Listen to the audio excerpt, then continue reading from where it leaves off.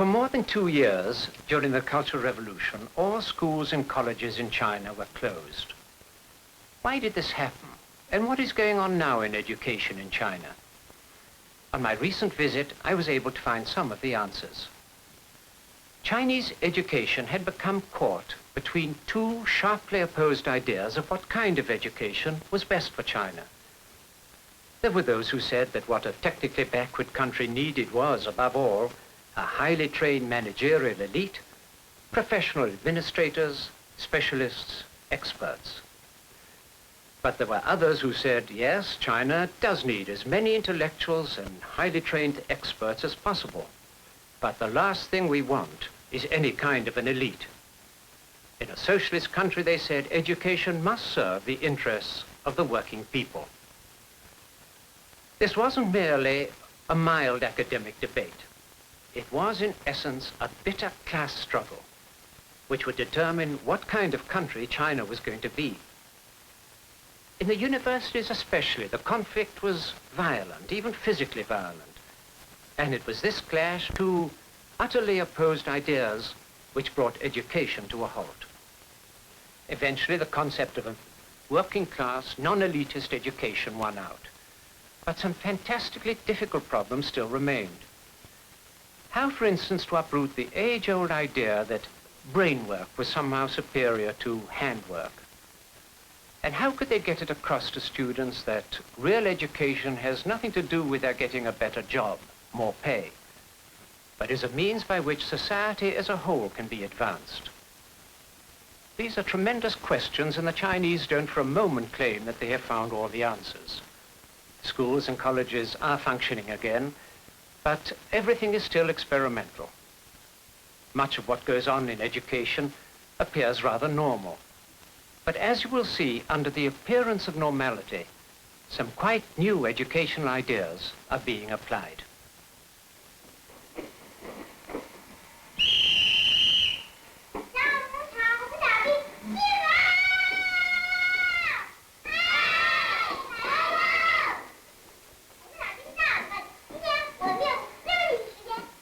Four-year-olds in a typical city kindergarten. By means of songs and dances, children are taught that to do manual work is something to be proud of. We are little red soldiers working in the woodwork shop. Look, these are our tools.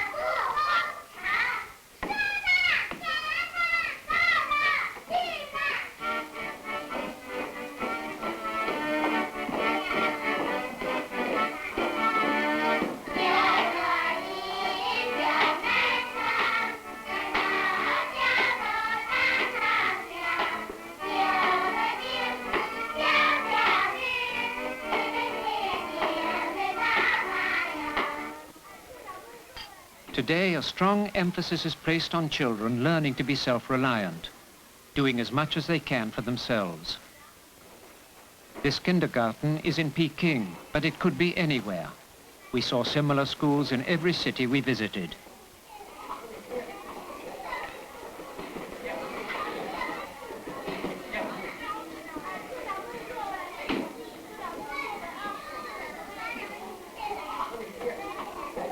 These are the same children preparing for their afternoon nap.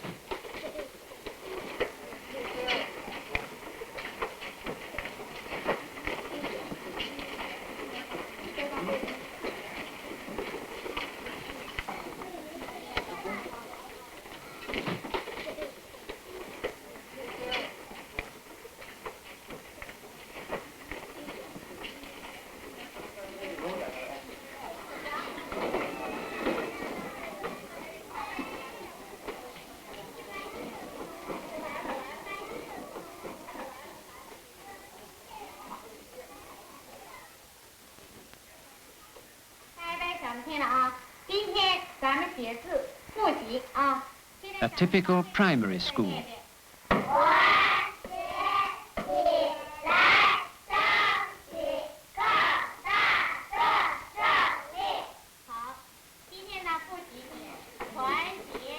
The teacher is saying, please write these words. Forward, unite, together.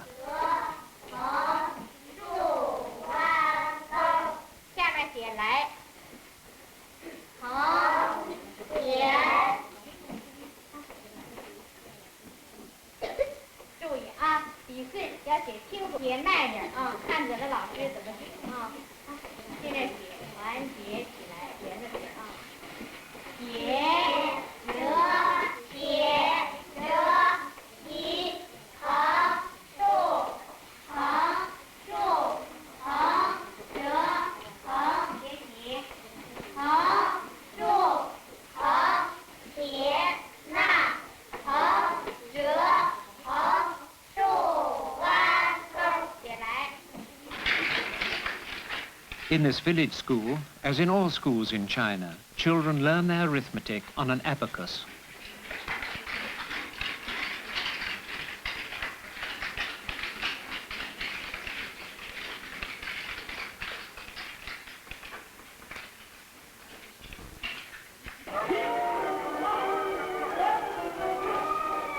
Every morning, all over China, school children, as well as many adults at their place of work, do their morning exercises.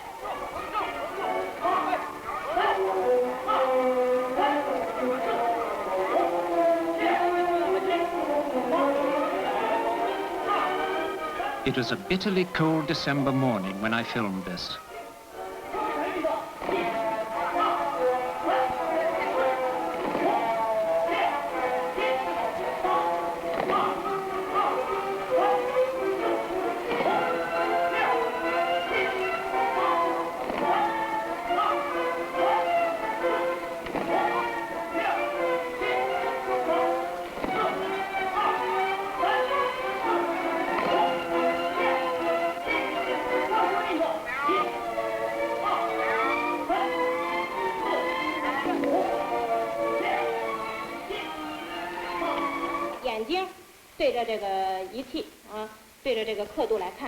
Education since the Cultural Revolution is non-competitive.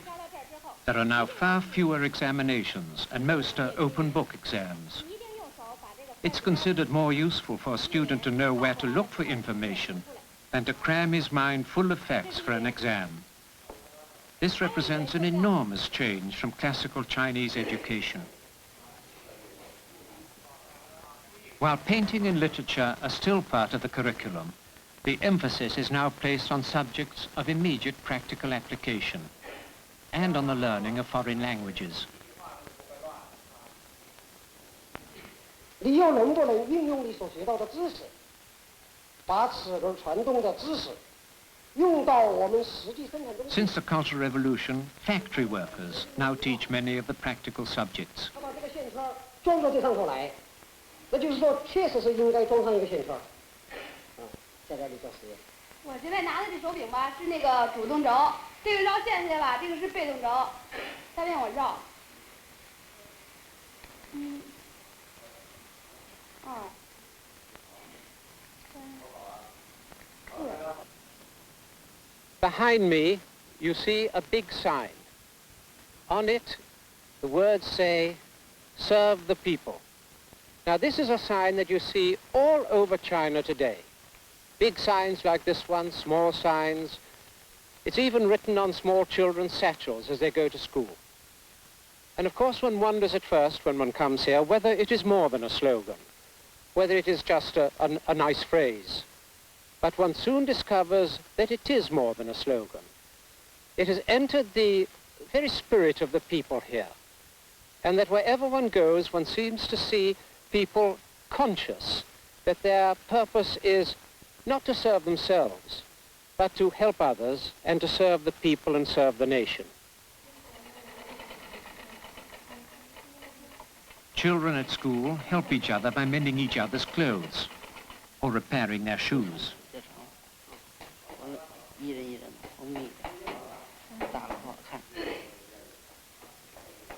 To link theoretical and practical knowledge, workshops are set up right in the schools themselves. In this school, students are making silicon transistors for radios. Their work must meet exactly the same standard as in a factory.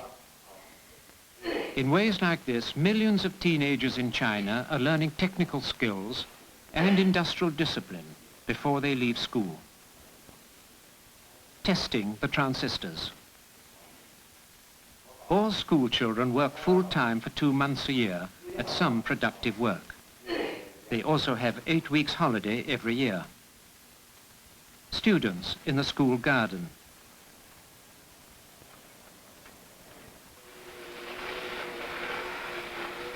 For their 2 months of practical work, school children can choose from a great variety of jobs. In Shanghai, on a ship that was being built, I came across 2 schoolgirls learning how to weld.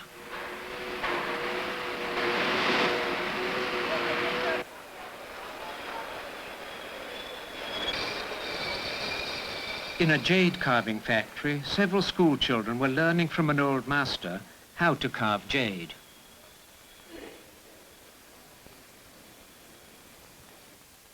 Tsinghua, one of China's famous universities. Only a fraction of China's children get to college, but those who do pay no fees, and all books, food and lodging are free. Before coming to college, every student must have worked at least 2 years in a factory or in the fields. There are no entrance examinations. A student is chosen not only because he is intellectually capable, but because his fellow workers recommend him as someone who will use his education to serve the people. The university today is administered by a revolutionary committee on which every section of the university is represented. The chairman is a Communist Party leader, and the army is represented too, one of the teaching staff.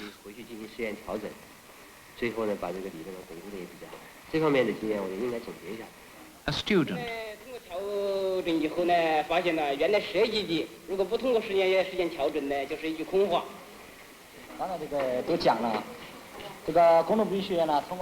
The maintenance staff are represented by a janitor.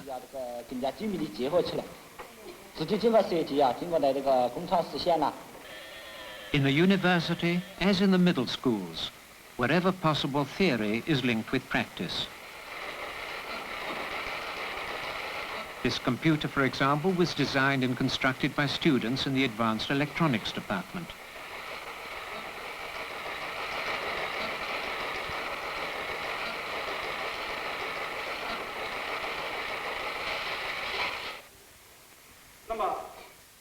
What individual freedom is there in China? As we understand freedom, very little.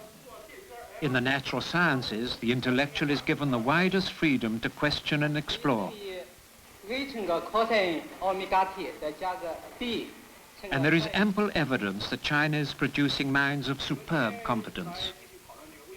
But the Chinese say that a competitive society like ours must of necessity develop a philosophy of individualism, while a society based on cooperation will develop quite a different ethic. Thus in China, individuals don't follow their personal impulses, and China offers no scope for the man striving to express his personality, which we have placed so high on the list of human needs.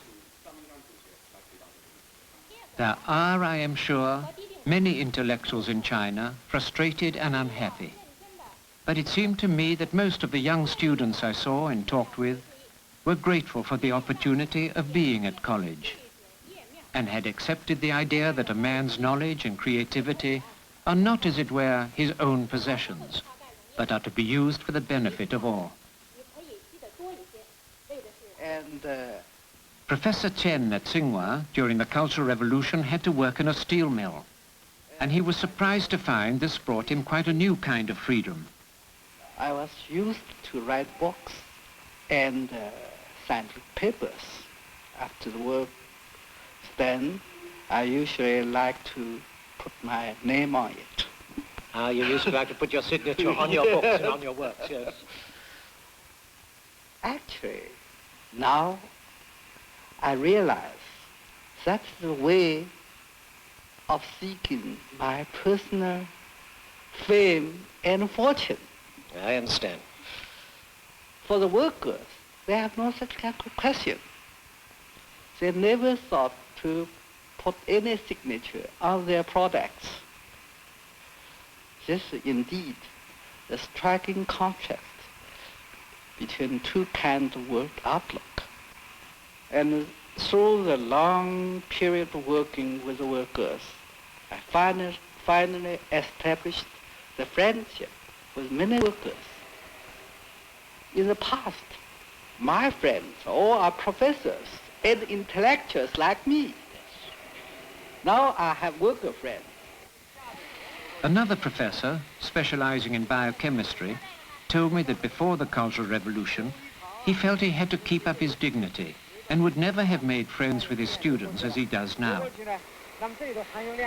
And he doesn't resent it, as he said he would have done before, when his students learn about a complicated biochemical process from a worker at a factory, rather than from him in a university classroom. In these ways, the Cultural Revolution helped to break down barriers between people.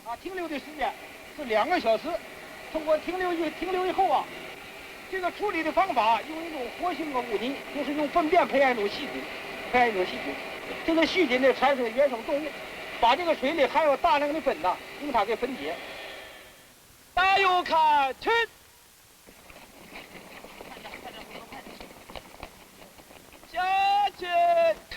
All students serve in the civilian militia.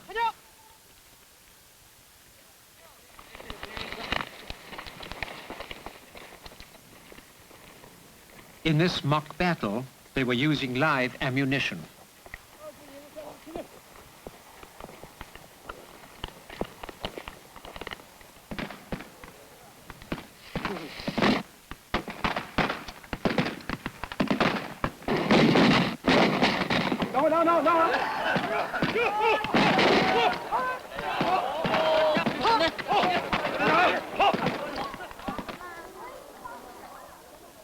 Education does not end when school lets out.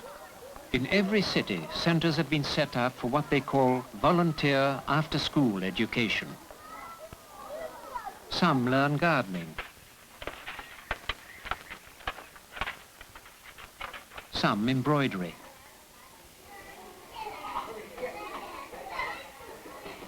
Boys making model boats.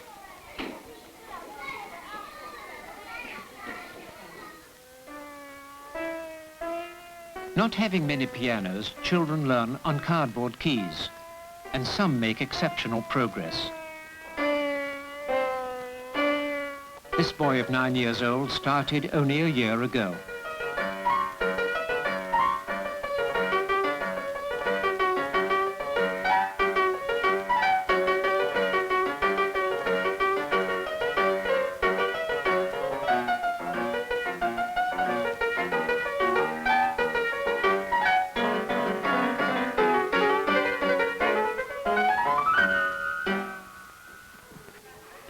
Some children, 8 and 9 years old, prefer gymnastics.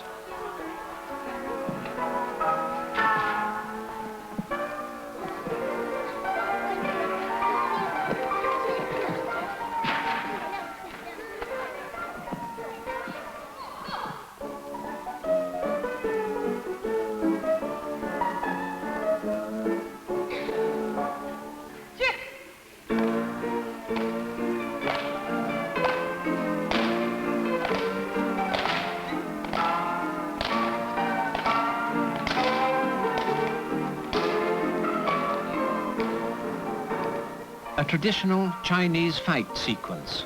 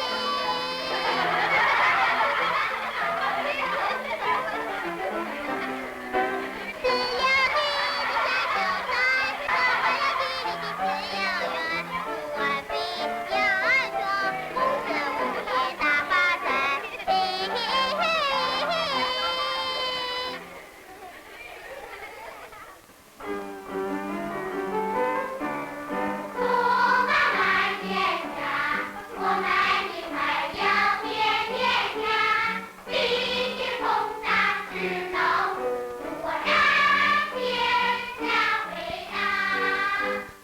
竟要显示出全世界人民的力量，然后我们要把力量拿出来，革命的力量拿出来。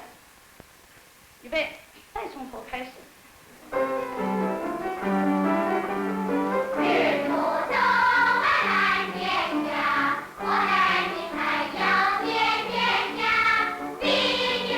The children are singing about how the sun is rising in the east, how the sky is full of clouds, but our friends are worldwide.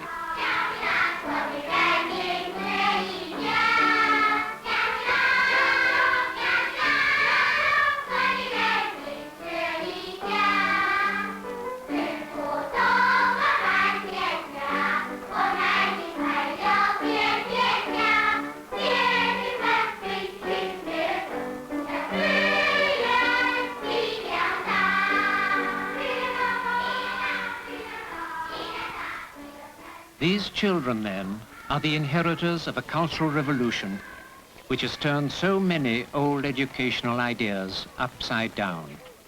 Many questions, even for the Chinese, remain unanswered. Whenever I asked whether the Cultural Revolution would indeed succeed in what it had set out to do, the building of a new society and a new kind of man, the Chinese would answer, "We don't know, for we are just at the beginning. If this Cultural Revolution does not succeed, there will be another, and if necessary, yet another, and each one will be at a deeper level."